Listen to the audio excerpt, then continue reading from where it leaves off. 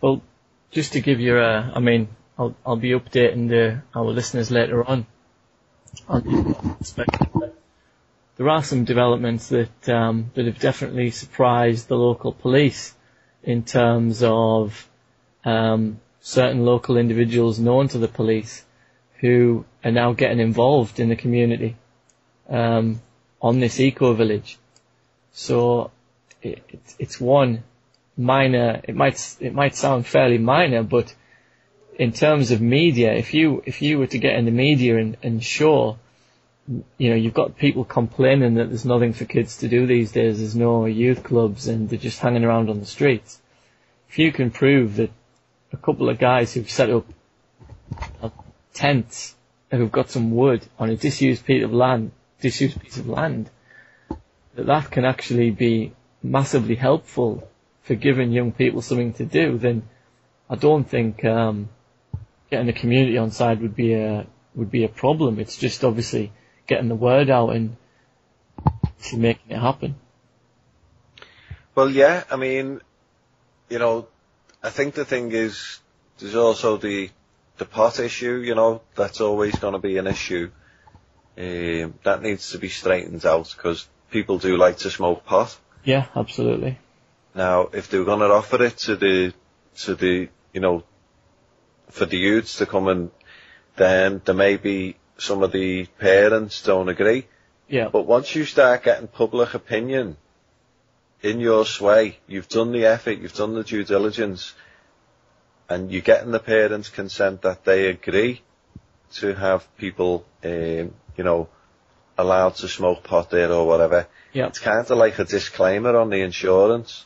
Yeah, that's it. Now, if all the people in the area say, well, we don't mind everyone smoking pot, you know what I mean?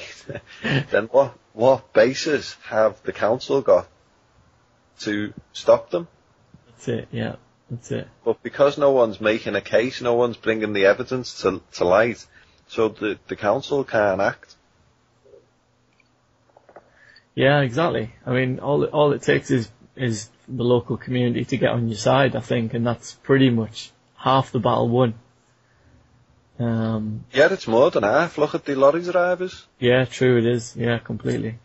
Yeah, it's the people who run the country. The governments only administer the internal corporate side of the country, which is nothing to do with us. That's their business. When did UK governments ever give you anything?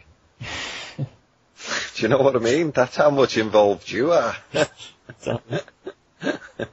I mean, they've got an advantage down there because I think the land hasn't been used for such a long time, whereas at a Kew Bridge, the land was earmarked for blocks of flats, where obviously planning permission had already been granted against the wishes of the local community. So it's a type of scenario where you've got the local community on your side, but the establishment has already created a path that it's going to go down for the benefits of corporate profit. So in a way, you do have to pick your battles as well. And well, the thing is, you see, will then people be able to sell the flats?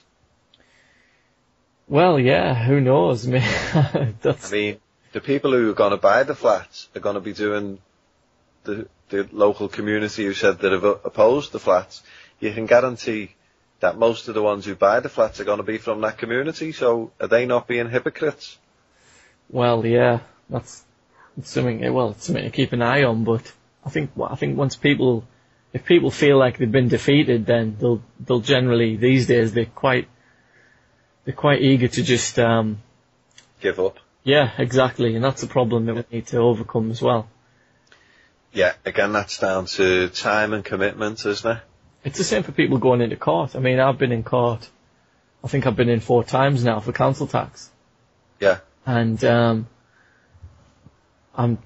not that I know a lot more now than my very first visit, but on my very first visit into court, I didn't have a clue what I was doing. I went in there and I was going to talk about common law and the legal fiction and the lack of contract, exchange, promissory notes, all this type of stuff. And I got this massive Bible at the time, so I thought, yeah, this will make me look like I might know what I'm talking about. So I walked the massive Bible, started coming out with all this stuff. And it was great. The very first time I was actually in and out of court 3 times. There was no witnesses. It was just myself and the clerk and I think 2 or 3 sitting on the bench. Yeah. But it was a really good learning experience for the very first time, because I was obviously shitting myself because I was all alone, deliberately all alone, just to try and get over the fear. Yeah. And the magistrates are saying, look, I don't know what rights that you're talking about. I don't know what rights you want to reserve. You'll have to leave. And I said, well, if we're all done here, then I'm happy to leave of my own accord. And they said, well, we'd rather you didn't, but can you, we'll go away and we'll come back again. And I thought, well, I'll go along with that. Yeah, fair enough, isn't it? And so I sat down and then I went back in again and it was just me and the clerk. And he said, oh, this isn't, we can't really do this. This isn't going to work.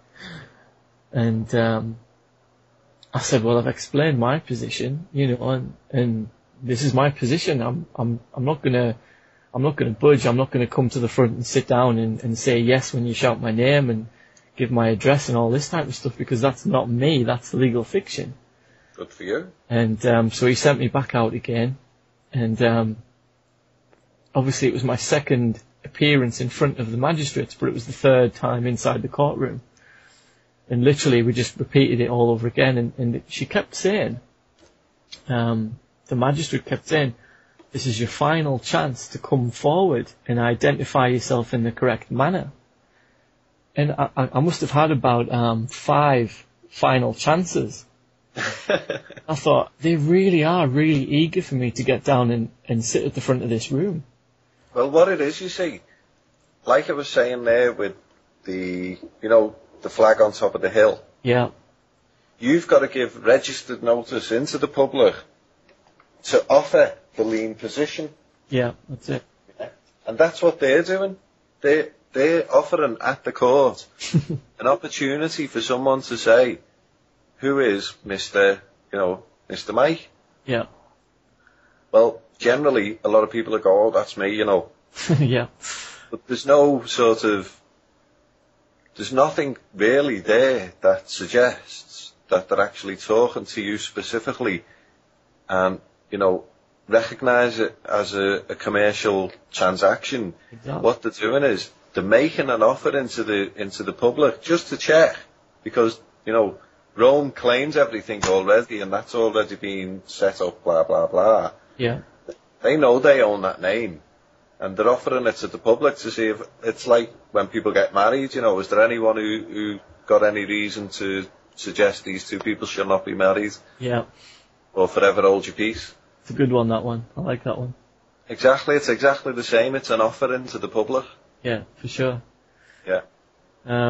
So you've turned up there and you probably haven't known that, you could have said, I'm a friend of the court, I'm here to help settle this matter honourably and used 4 cornerstones, like. Yeah, I mean, I've stepped things up on the last few visits, but obviously, generally, that's exactly what you're doing, and admittedly I don't, then you're going to just get a liability order that's created apparently in your absence, even though obviously they see you, but the absence of the legal person.